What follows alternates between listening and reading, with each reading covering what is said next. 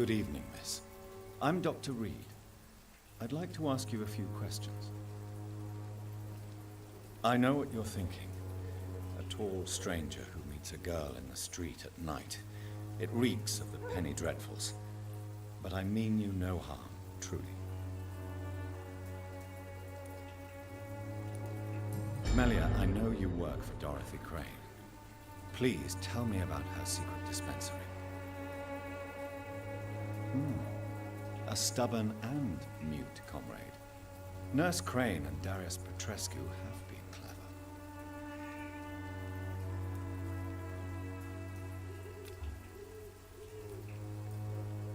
I know you understand what I'm saying. Your silence has nothing to do with you being mute, does it? Very well. Goodbye, then.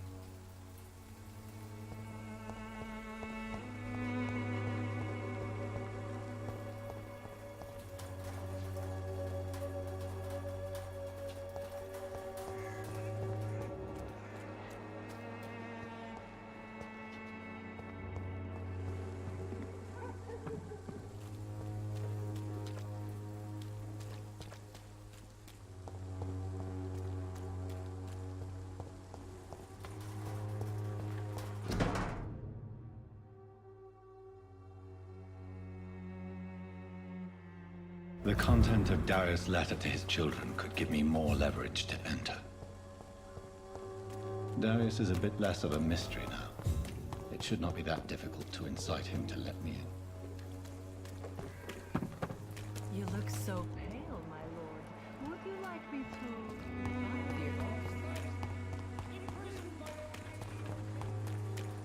to... Cheap price, good quality. Come on, take a look.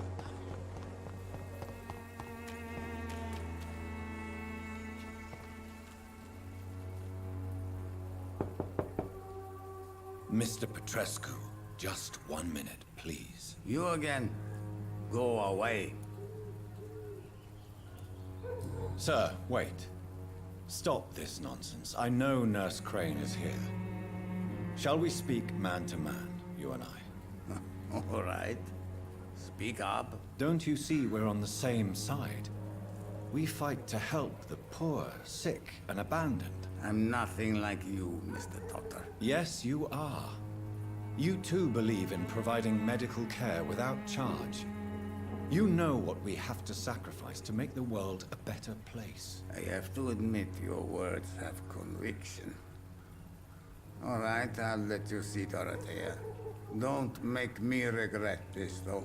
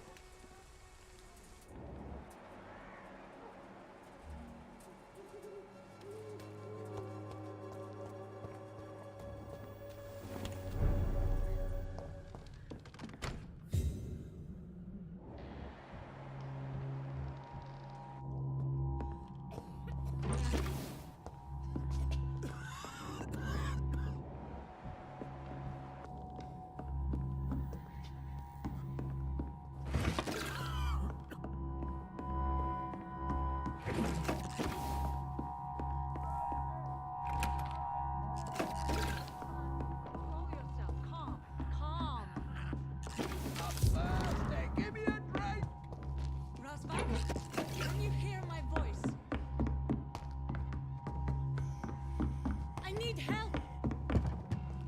What do we have here, nurse? Patient Razvan Vasily. High fever running on 3 days. Complaints of dizziness, muscle aches, and head pain. Diagnosed with influenza. Treatment? Aspirin and salicin for the fever and discomfort. Liquids for dehydration, but he's having trouble keeping even water down. Aspirin and salicin, you say? Why not some warm milk and a kiss on the cheek? Where are the quinine salts? Tried buying, borrowing, even stealing. There's none to be found, Doctor. He's not convulsing, he's choking. He's not getting any air. Sculp! Hand me that sculp! What can I do, Doctor?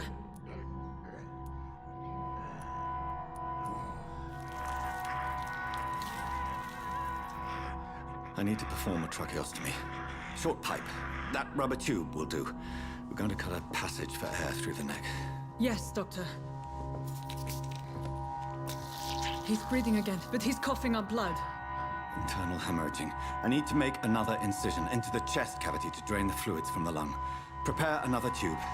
A thoracostomy? Doctor, we've nothing to fight the infection. We need an aseptic environment. Don't question me, nurse. I need a drain. Now. Yes, Doctor.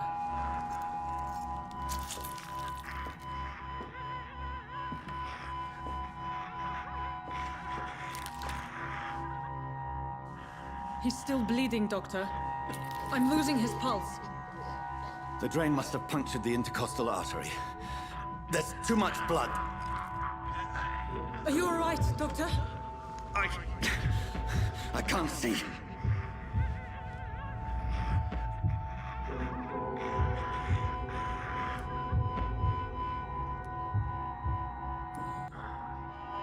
I must first suture the artery. Find the wound. The source of the blood. Needle and thread, Doctor. Good. The stitches are holding. How's he doing? We're losing him. We've lost his pulse. He's dying, Doctor!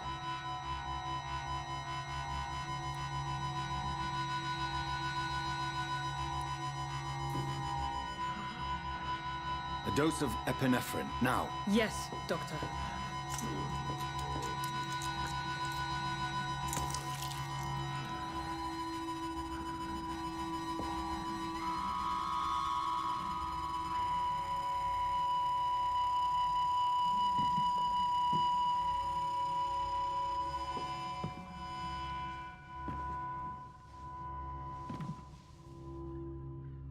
We've lost the pulse.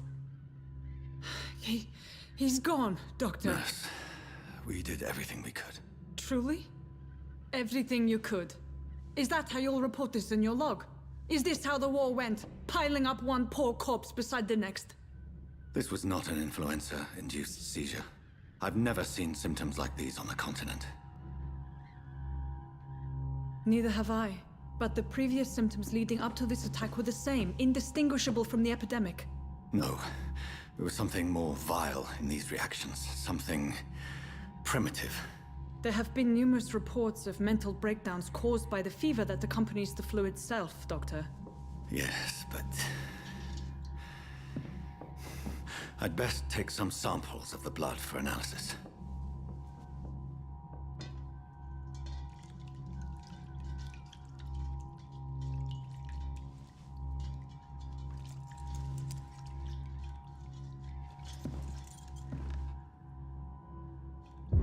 I doubt you're here to test my bedside manners. I suspect it was more than intuition alone that led you to us. So, how might I be of service, Dr. Reed?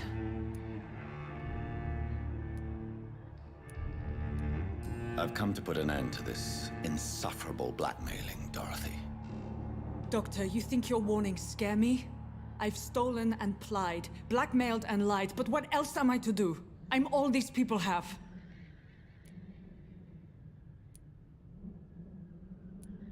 Dr. Swansea is a sensible and honest man. He wouldn't have refused your friend's care at Pembroke. It's easy for you to say, Doctor. These people cannot go to the police, nor to the hospital. They don't even speak English. They depend on me for everything. You've convinced me of the sincerity of your actions and their noble justifications. But all the same, blackmail is a crime, and it will stop, Nurse Crane. So, are you going to turn me over to the authorities?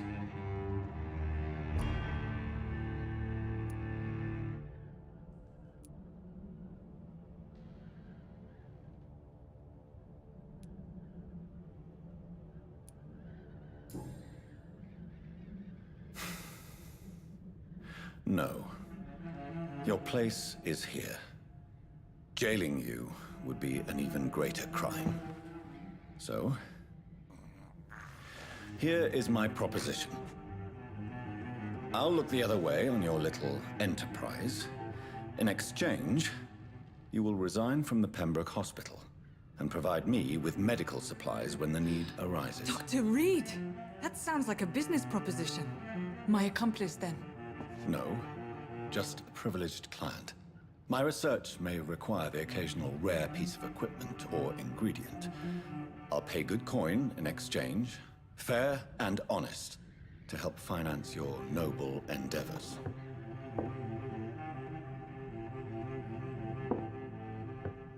We have ourselves a deal, Doctor.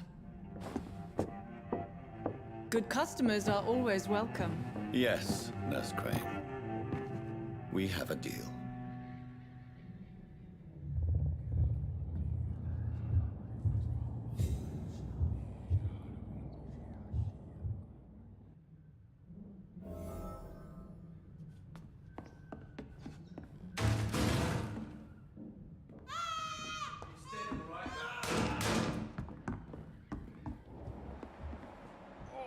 This one stinks already. City! Kill it! Shit! You paid for the...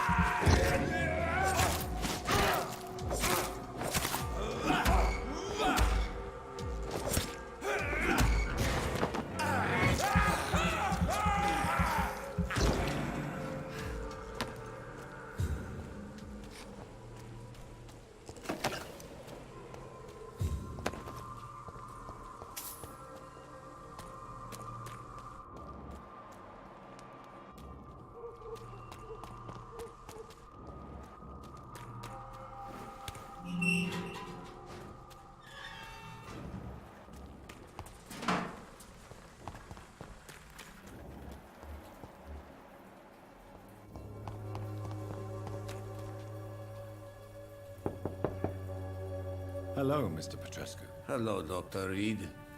Come on in.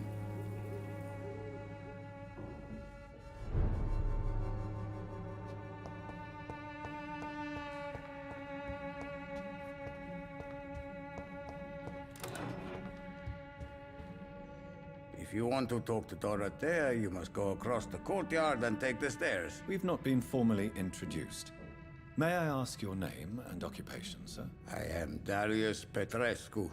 I'm here to keep snitches and spies away from Dorothea. And I also run this little print shop. Do you need some help, Mr. Petrescu? I am very tired, but that is all. I don't need you, Doctor. Well, I think you do. Take this, and you'll feel better. Free drugs from an English doctor. It must be my lucky day. Goodbye, Mr. Petrescu.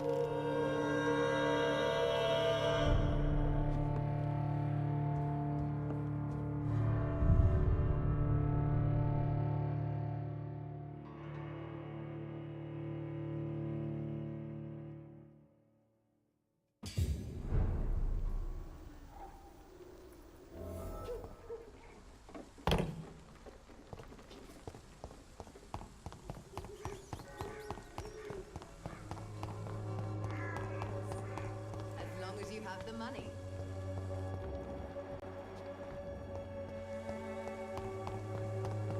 When science fails you.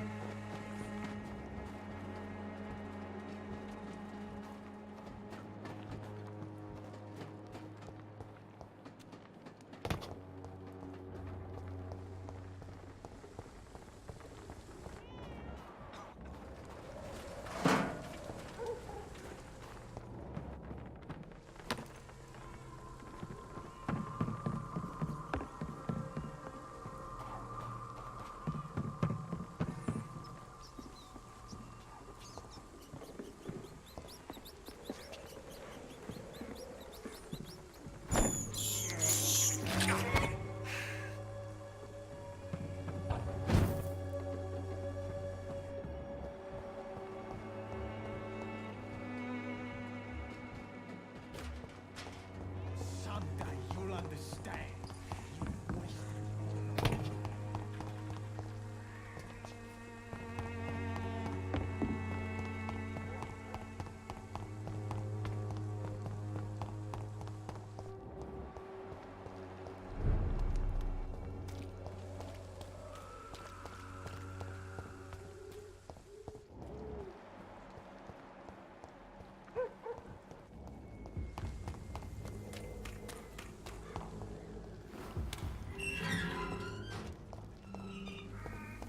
Human blood. Whoever left these marks did so deliberately. Kill it, boys! The bloody crime! Burn it, boys!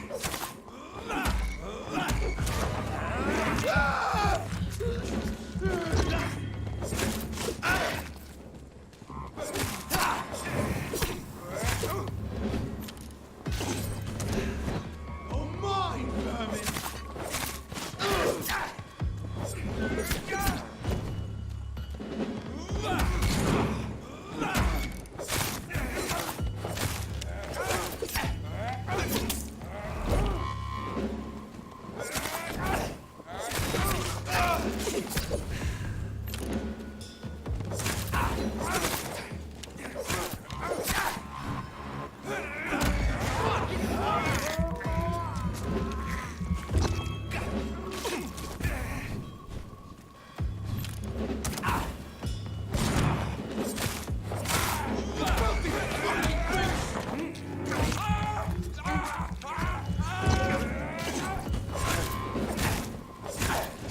See how it likes a bit of fire.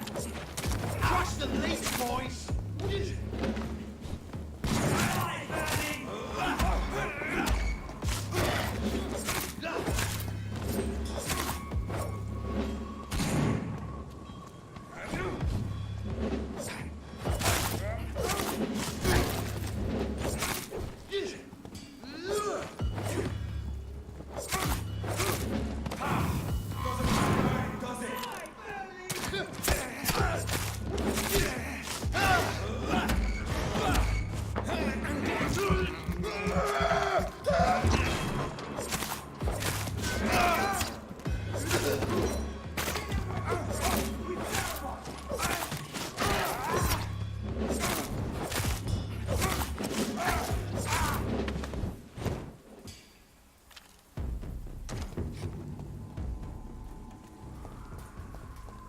Watch it! It's a killer!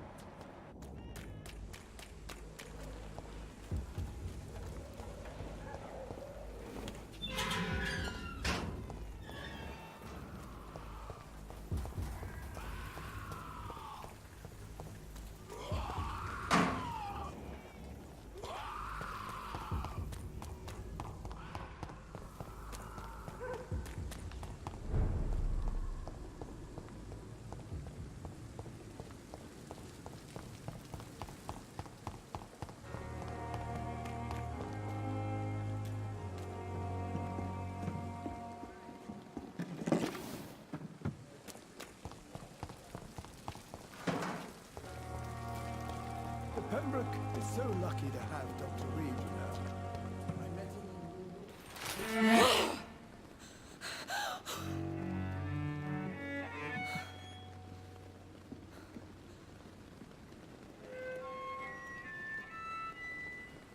I would ask you to avert your eyes, sir.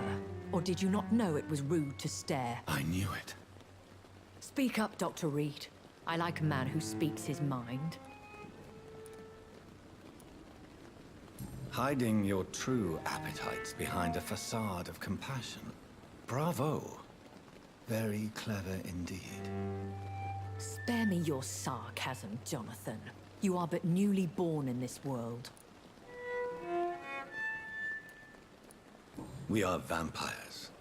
We live by leeching the blood from weaker prey. We are Darwin's next chapter. His cynical and perhaps ultimate expression. The situation is somewhat awkward nonetheless. I have not been observed sustaining myself for many decades. I have to say I'm a trifle embarrassed. Anyway, I have concluded my inquiries concerning your blackmailer. I see. Please excuse my agitated state. Under normal circumstances, I wouldn't let anyone see me in this condition. I must confess I have not put an end to the blackmail, my lady. Unfortunately, I could not bring myself to do it. I'm so disappointed in you, Jonathan.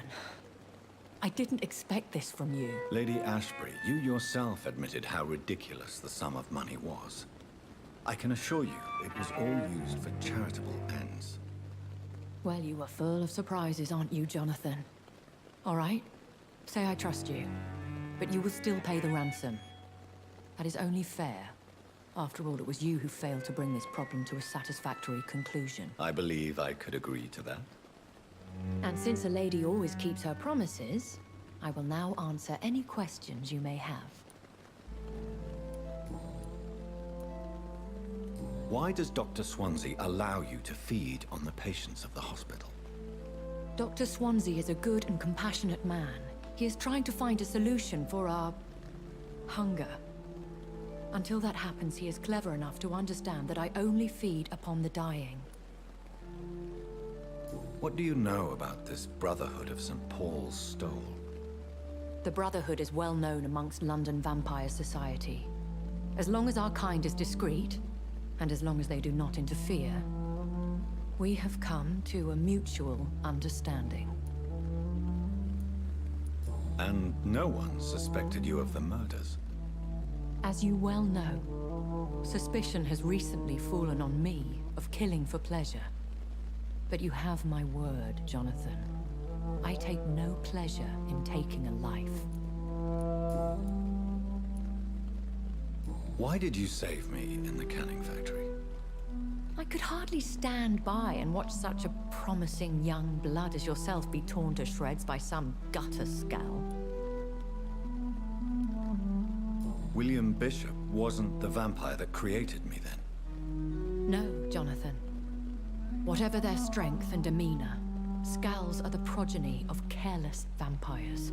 It cannot be the other way round. What type of vampire is a Scowl? Not a true vampire. The deformed offspring of lesser vampires. It is a shame these creatures run wild, slaves to their baser instincts. I know this is beyond the pale, but may I inquire your age? Really? And I thought you were gentlemen. If you must know, I'm 27. I've been 27 for a long time now, and 27 I shall remain. And who bestowed upon you this eternal youth? My maker. He left this isle a long time ago.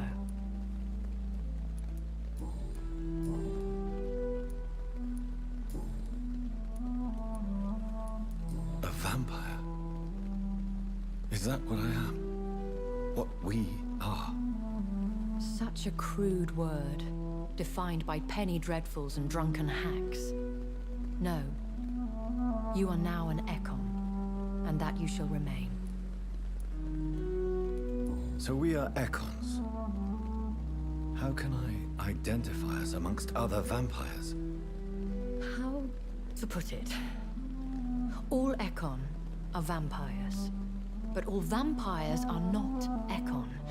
We are but a branch of the immortal tree.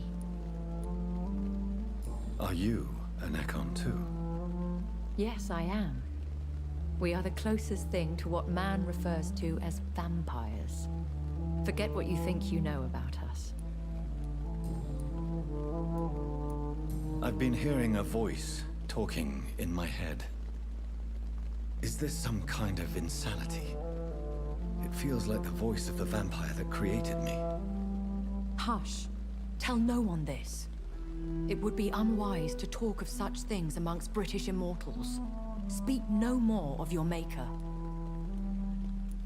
How could this cause offense? Only the powerful immortals can mentally call to their progeny. No vampire or hunter will sleep easy, knowing that an unidentified elder is stalking the streets of London. Excuse my forwardness, but... are you my maker? Me? Goodness, no. Only a foolish immortal would create a progeny without taking precaution, and I'm no fool. I don't understand. Why was I created and then left for dead? That is a question only the one who made you can answer. It's not normal practice.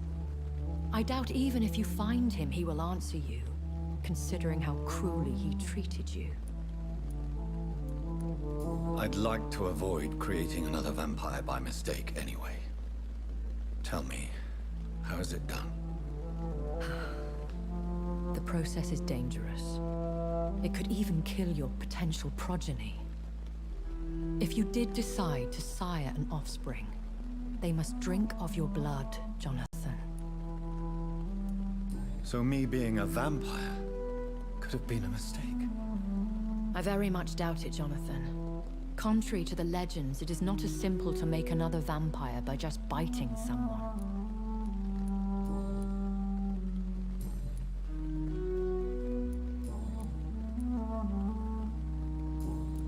I bid you farewell, for now, my lady. I must quickly analyze the blood I took from Nurse Crane's patient.